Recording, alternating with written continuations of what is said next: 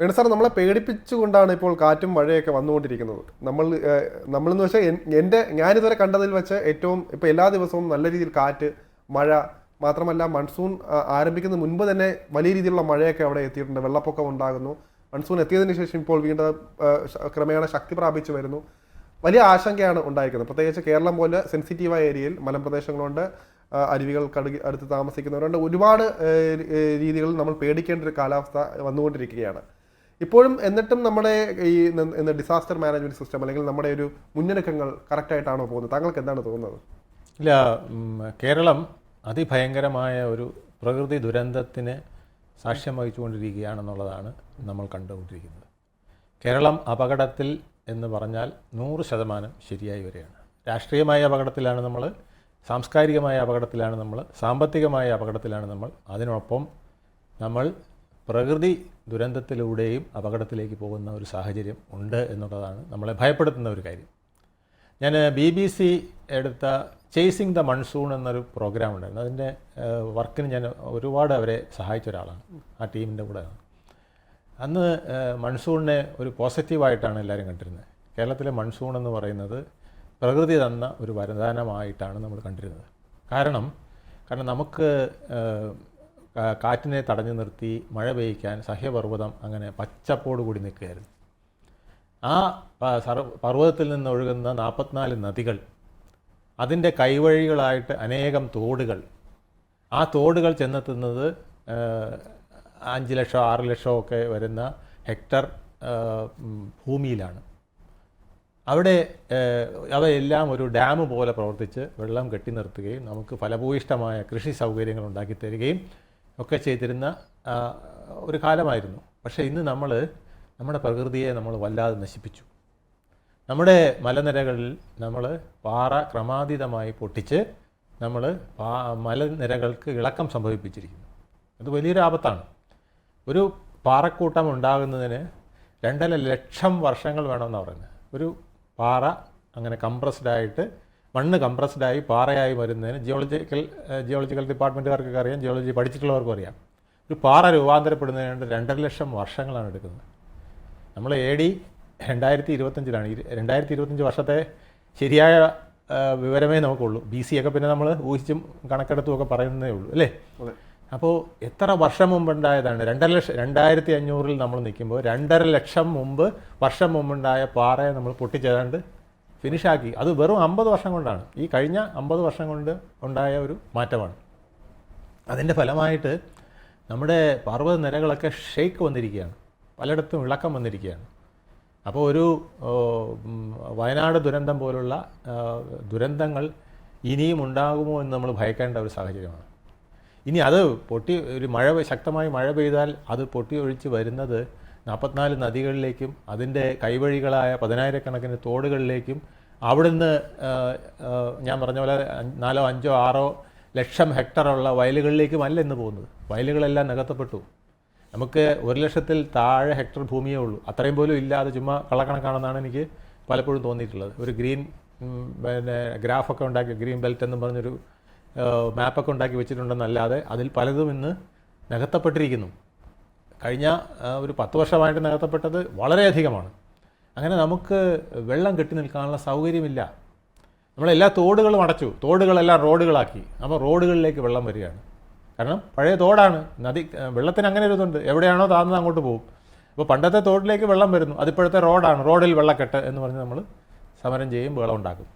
അതുപോലെ തന്നെ വയലുകളില്ലാത്തതുകൊണ്ട് വയലിലെ വെള്ളം ഓരോരുത്തരുടെയും വീട്ടിലേക്ക് കയറുന്നു, അല്ലെങ്കിൽ നദിയിലൂടെ ഓവർഫ്ലോ ചെയ്തിട്ട് 2 കരകളിലേക്കും വീഴുന്നു. അപ്പോൾ അവിടെയും വെള്ളക്കെട്ടുണ്ടാകുന്നു. ഇതെല്ലാം കുത്തിയൊലിച്ചുകൊണ്ട് വളരെ പെട്ടെന്ന്, കാരണം നമ്മുടെ ഭൂപ്രകൃതി മലനാട്, ഇടനാട്, തീരദേശമാണ്. അപ്പോൾ ഇവിടെയൊക്കെ ഇങ്ങനെ സ്പ്രെഡ് ചെയ്യാൻ, പണ്ടങ്ങനെയാണ്, മഴ മലയിൽ പെയ്തു കഴിഞ്ഞാൽ അത് താഴെ വന്ന് നദിയുടെ കൈവഴികളിലൂടെ 10,000-കണക്കിനാണ് കൈവഴികളുള്ളത്. എല്ലാ വീട്ടിലേക്കും പോകാൻ തോടുണ്ടായിരുന്നു ഒരു കാലത്ത്, അല്ലേ?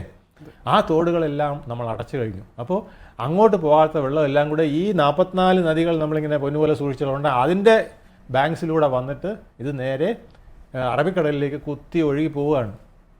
ആ കുത്തി ഒഴുക്കിനോടൊപ്പം അതിൻ്റെ കരകളിലുമുള്ള പലതും തകർത്തുകൊണ്ടാണ് ഇത് പോകുന്നത്. അപ്പോൾ നമ്മുടെ അതിനേക്കാൾ ഉപരി ഈ അതിവൃഷ്ടി എന്ന് പറഞ്ഞൊരു പുതിയ പ്രതിഭാസവും വന്നിട്ടുണ്ട്. കാരണം നമ്മുടെ ഓസോൺ ലെയറിൻ്റെ പാളികളിലൊക്കെ വന്നിരിക്കുന്ന വ്യത്യാസങ്ങളെ കൊണ്ടായിരിക്കാം, അല്ലെങ്കിൽ നമ്മുടെ ജനറലി നമ്മുടെ 2 ധ്രുവങ്ങളിലെയും മഞ്ഞുരുകുന്നതും ഒക്കെ ഒരുപാട് ഘടകങ്ങളുണ്ട്.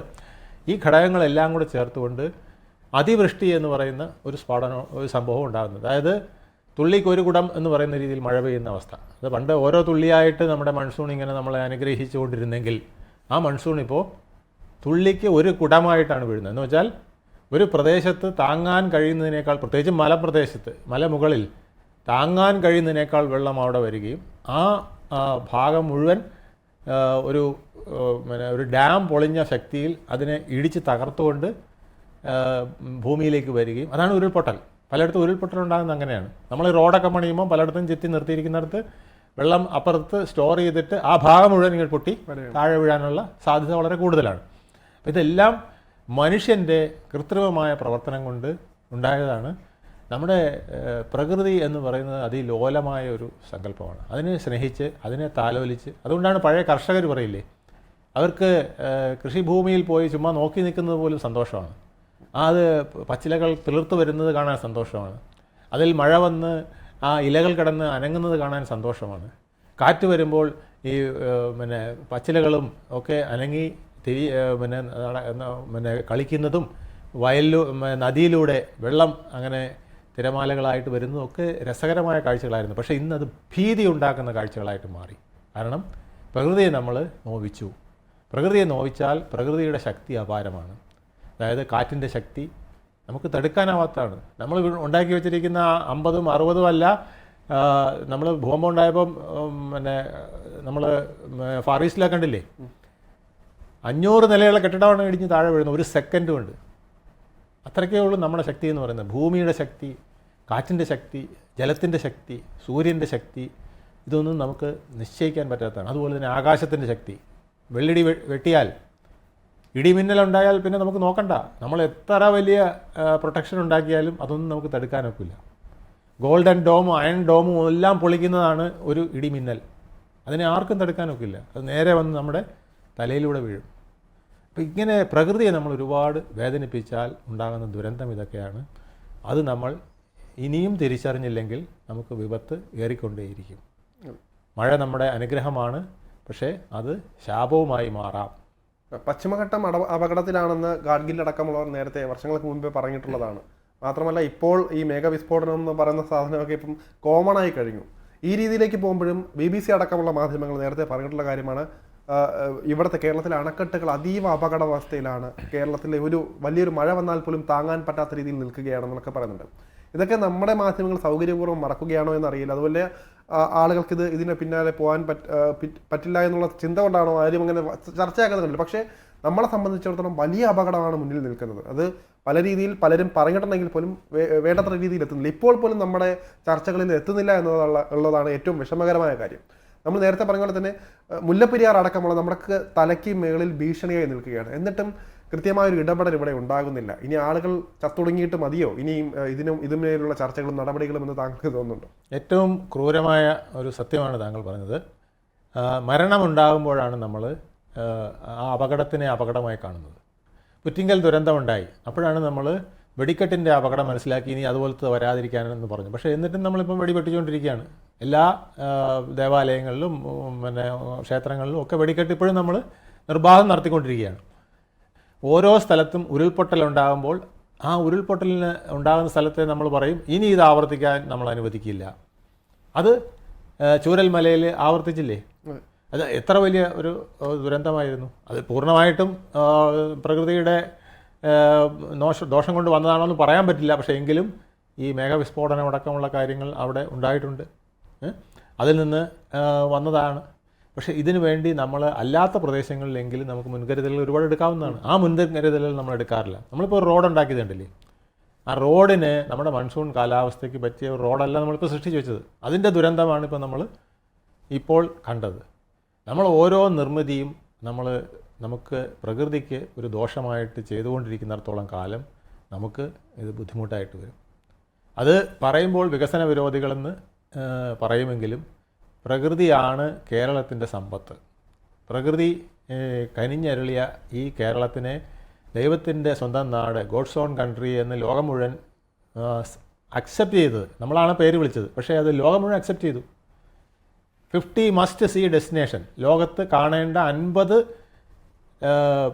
ഏറ്റവും ഭംഗിയുള്ള സ്ഥലങ്ങളിൽ ഒന്ന് കേരളമാണ് എന്ന് നാഷണൽ ജിയോഗ്രഫിക്ക് പോലുള്ള ലോകപ്രസിദ്ധമായ മാഗസീനുകൾ പറഞ്ഞു കഴിഞ്ഞു, BBC പോലുള്ളവർ പറഞ്ഞു കഴിഞ്ഞു. ലോകത്ത് എല്ലാവർക്കും അറിയാം. ഞാനതാ പറഞ്ഞ്, കാശ്മീരിൽ പോകുന്നതിനേക്കാൾ കൂടുതൽ ആളുകൾ കേരളത്തിലേക്ക് വന്നേനെ. പക്ഷേ നമ്മൾ അതിനുള്ള സാഹചര്യം നമ്മളിവിടെ ഒരുക്കാത്തത് കൊണ്ടാണ്. ഇല്ലെങ്കിൽ നമുക്ക് കാശ്മീർ നിശ്ചയിച്ചതുപോലെ 3 ലക്ഷം കോടി ഒരു വർഷം ഇവിടെ ഉണ്ടാക്കാൻ നമുക്ക് സാധിക്കും. 6 ലക്ഷം കോടി കടമുള്ള ഈ സംസ്ഥാനത്തിന് 2 വർഷം കൊണ്ട് ആ കടം വീട്ടാനുള്ള സ്വത്ത് നമുക്ക് നമ്മുടെ ടൂറിസ്റ്റ് ഡെസ്റ്റിനേഷനുകൾ, നമ്മുടെ പ്രകൃതിയൊക്കെ ഭംഗിയായി സൂക്ഷിച്ചെങ്കിൽ നമുക്ക് തീർച്ചയായിട്ടും കിട്ടിയേനെ. പക്ഷേ നമ്മളതിനെ നിരന്തരം നശിപ്പിച്ചുകൊണ്ടിരിക്കുന്നു എന്നുള്ളതാണ് ഖേദകരമായ സത്യം.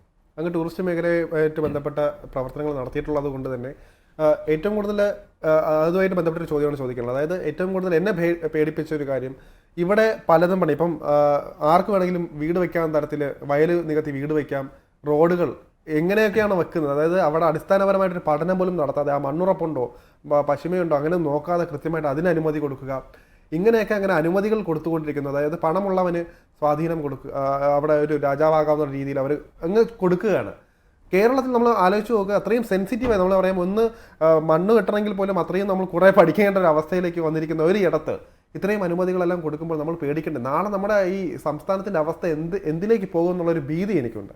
കഴിഞ്ഞ 50 വർഷമായിട്ട് നമ്മുടെ മലയാളികൾ വിദേശ രാഷ്ട്രങ്ങളിൽ പോയി കഷ്ടപ്പെടുന്ന പണം ഇവിടെ കൊണ്ടുവന്ന് കോൺക്രീറ്റ് ജംഗിൾ ഉണ്ടാക്കാനാണ് ശ്രമിച്ചിട്ടുള്ളത്. അതിന് നമ്മുടെ ഭൂമാഫിയയും ഇവിടുത്തെ കൺസ്ട്രക്ഷൻ മാഫിയ എല്ലാം കൂടെ ചേർന്ന് പ്രോത്സാഹിപ്പിച്ചിട്ടുണ്ട്. പക്ഷേ അത് തടുക്കേണ്ടത് ഗവൺമെൻറ്റായിരുന്നു. ഈ പണം മുഴുവൻ സമാഹരിച്ചുകൊണ്ട് നല്ല പ്രോജക്റ്റുകൾ ഉണ്ടാക്കാനും അവർക്ക് നല്ല വ്യവസായ സംരംഭങ്ങൾ തുടങ്ങാനും അല്ലെങ്കിൽ തുടങ്ങാൻ താല്പര്യമുള്ളവർക്ക് അത് ഉപയോഗപ്പെടുത്താനും ഒക്കെ വേണ്ടി പ്രവർത്തിക്കേണ്ട ഗവൺമെൻറ്റും അത് പ്രവർത്തിച്ചില്ല, നമ്മുടെ ആൾക്കാരും അത് പ്രവർത്തിച്ചില്ല. അപ്പോൾ നമ്മൾ കേരം തിങ്ങും കേരള നാട് എന്ന് പറയുന്നതിന് കോൺക്രീറ്റ് തിങ്ങും കേരള നാടാക്കി നമ്മൾ മാറ്റി. അത് ഇനി പെട്ടെന്ന് നമുക്ക് പൊളിച്ച് കളയാൻ പറ്റാത്ത ഒരു വിപത്തിലേക്കാണ് നമ്മൾ വന്നിരിക്കുന്നത്. ഇതെല്ലാം കൂടി നമുക്ക് പെട്ടെന്ന് പൊളിച്ച് കളയാൻ പറ്റുമോ? പൊളിച്ച് കളഞ്ഞാൽ എന്താണ് നമുക്ക് സംഭവിക്കുക? നമ്മൾ കൊച്ചിയിൽ കണ്ടില്ലേ, മരട് പഞ്ചായത്തിൽ 3 കോൺക്രീറ്റ് കെട്ടിടങ്ങൾ അനധികൃതമായി കെട്ടിപ്പൊക്കിയത് സുപ്രീം കോടതിയുടെ കർശനമായ നിർദ്ദേശം കൊണ്ട് അത് പൊളിച്ചിട്ടപ്പോൾ അതിനേക്കാൾ പരിസ്ഥിതി ദോഷമാണ് വരുന്നത്. ആ ഐലൻഡ് തകർന്നു പോകുന്ന അവസ്ഥ. അപ്പോൾ ഇതുപോലെ നമുക്കിനി എല്ലാം പൊളിച്ചു മാറ്റാൻ പോലും പറ്റാത്തൊരു സാഹചര്യമാണ്. അങ്ങനെ വലിയൊരു വിപത്തിലാണ് നമ്മൾ എത്തിയിരിക്കുന്നത്. ഇനിയെങ്കിലും ഉള്ള കാടും മലയും എങ്കിലും നമുക്ക് സൂക്ഷിക്കാൻ കഴിഞ്ഞില്ലെങ്കിൽ നമ്മൾ വലിയ വിപത്തിലാകും. ടൂറിസത്തിൽ പ്രത്യേകിച്ച്, ടൂറിസത്തിൽ കോൺക്രീറ്റ് ബിൽഡിംഗ് ആണ് വരേണ്ടത് എന്ന് ചിലർ തെറ്റിദ്ധരിച്ചിട്ടുണ്ട്.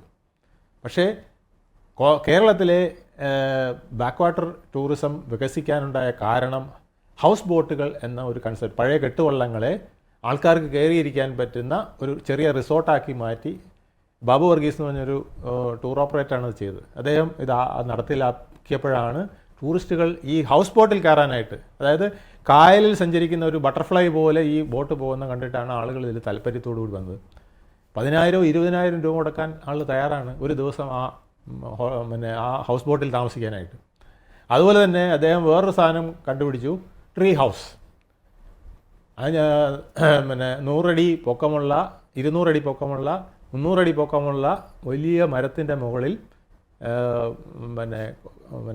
നമ്മൾ പണ്ട് ആദിവാസികളൊക്കെ കെട്ടിടം പണിയുന്ന പോലെ ഏറുമാടം അതിനെ വികസിപ്പിച്ചെടുത്തു. അതിനകത്ത് എല്ലാ സൗകര്യങ്ങളും ചെയ്തു. അതായത് ഒരു സ്റ്റാർ ഹോട്ടലിൻ്റെ എല്ലാ സൗകര്യവും, യൂറോപ്യൻ ക്ലോസറ്റ് ഉൾപ്പെടെ ഉള്ള ടോയ്ലറ്റ്, വിശാലമായ ബെഡ്, വരാന്ത ഉണ്ടാക്കി. ആ വരാന്തയിൽ ഇരുന്ന് ബ്രേക്ക്ഫാസ്റ്റ് താഴേന്ന് പൊക്കിയെടുത്തോണ്ടാണ് ഇത് കൊണ്ട് കൊടുക്കുന്നത്. ആ ബ്രേക്ക്ഫാസ്റ്റ് കഴിക്കുമ്പോൾ എന്തറിയാമോ, അതിൻ്റെ പരസ്യം തന്നെ ഹാവ് ബ്രേക്ക്ഫാസ്റ്റ് വിത്ത് ബേഡ്സ് എന്നാണ്. കിളികളോടൊപ്പം ഇരുന്ന് ഭക്ഷണം കഴിക്കാൻ നിങ്ങൾക്കൊരു അവസരമെന്നാണ് നമ്മൾ യൂറോപ്യൻസ് ഇത് പറഞ്ഞത്. 25,000 രൂപയായിരുന്നു ഒരു റൂമിന് അന്ന്. ഇപ്പോഴല്ല, അത് അദ്ദേഹം തുടങ്ങിയത് 1993 മറ്റാണ്. 93 25,000 രൂപയ്ക്ക് ഒരു റൂമെന്ന് പറഞ്ഞാൽ ഒരു ഏർമാടത്തിൽ 2 റൂമാണ്. 50,000 രൂപയാണ് ഒരു ദിവസം അദ്ദേഹത്തിന് അന്ന് ഏണിങ് കിട്ടിയിരുന്നത്. ഇന്നത്തെ ഒരു 3 ലക്ഷമോ 4 ലക്ഷമോ ആണെങ്കിൽ നമുക്ക് പറയാം. അപ്പോൾ ആ കൺസെപ്റ്റിൽ നമ്മൾ ടൂറിസം പോകേണ്ടതായിരുന്നു. ഈ ബെനിഫിറ്റുകൾ കണ്ടപ്പോൾ എന്തു പറയാമോ, ഇവിടുത്തെ മണൽ മാഫിയയും മറ്റ് ക്വാറി മാഫിയ എല്ലാം കൂടെ കയറി വന്ന് ടൂറിസത്തിൽ ഇൻവെസ്റ്റ് ചെയ്യാൻ തുടങ്ങി. അവർക്കറിയാവുന്ന എന്താണ്, ആ കരിങ്കല്ല് കൊണ്ടുവന്ന് കോൺക്രീറ്റ് ജംഗിളുകൾ ഉണ്ടാക്കുകയാണ്. കുറച്ച് നാളത്തേക്ക് ഓടി, പിന്നെ അത് ഓടാതായി. ഇപ്പോൾ കേരളത്തിൽ വിദേശ ടൂറിസ്റ്റുകൾ വളരെ കുറവായി പണ്ടത്തെ അപേക്ഷിച്ച്. അപ്പോൾ നമ്മൾ ബാക്ക് വാട്ടറിൽ ഹൗസ് ബോട്ടുകളും ട്രീ ഹൗസുകളും അതുപോലുള്ള ചെറിയ ചെറിയ പിന്നെ നമ്മുടെ ഓല കൊണ്ട് നിർമ്മിച്ച, ഇപ്പോൾ കോൺക്രീറ്റ് ആണെങ്കിൽ പോലും അതിൻ്റെ പുറത്ത് ഓല കൊണ്ടൊക്കെ ഒരു മേക്കപ്പ് ചെയ്ത് നമ്മൾ ചെറിയ ചെറിയ വീടുകളൊക്കെ ഉണ്ടാക്കി നമ്മൾ വെച്ചിരുന്നെങ്കിൽ തീർച്ചയായിട്ടും നമുക്ക് ടൂറിസം വളരെ വലിയ തോതിൽ വികസിച്ചേനെ. കൺട്രി ബാക്ക് വാട്ടർ ടൂർ നടത്തിയിരുന്നെങ്കിൽ, വില്ലേജ് ടൂർ നടത്തിയിരുന്നെങ്കിൽ ഒക്കെ നമുക്ക് വലിയ നേട്ടമുണ്ടാകുമായിരുന്നു. ആ നേട്ടങ്ങളെല്ലാം കളഞ്ഞുകൊണ്ട് നമ്മൾ പ്രകൃതിയെ കൊന്നുകൊണ്ട് ടൂറിസം വളർത്താൻ ശ്രമിച്ചു, പ്രകൃതിയെ കൊന്നുകൊണ്ട് റോഡ് വികസിപ്പിക്കാൻ ശ്രമിച്ചു, പ്രകൃതിയെ കൊന്നുകൊണ്ട് ടൗൺഷിപ്പുകൾ ഉണ്ടാക്കാൻ ശ്രമിച്ചു. പക്ഷേ നമ്മൾ ഫാക്ടറികൾ ഉണ്ടാക്കാൻ മറന്നുപോയി, കോട്ടേജ് ഇൻഡസ്ട്രി ഉണ്ടാക്കാൻ മറന്നുപോയി.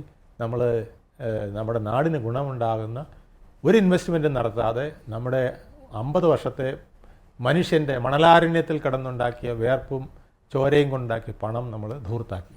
അതാണ് പ്രകൃതി ഇന്ന് പണങ്ങുന്നത്.